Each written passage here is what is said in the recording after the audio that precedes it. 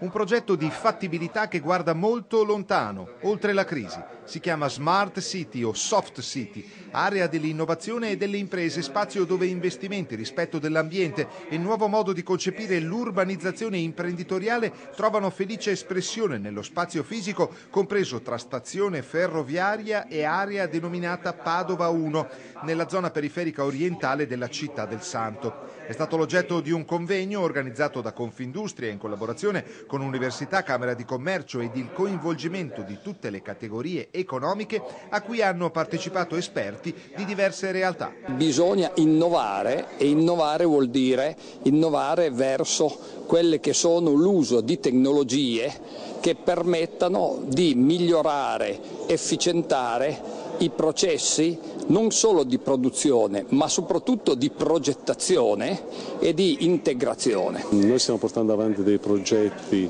interessanti, progetti dove c'è una decontestualizzazione anche del negozio in senso più ampio,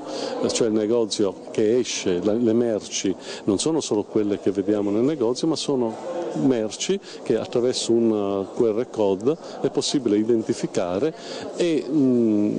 ricevere e acquistare anche online. Noi abbiamo bisogno disperatamente del mondo dell'università e della ricerca, però questo gap tra imprese e università almeno dalle nostre parti non si è risolto.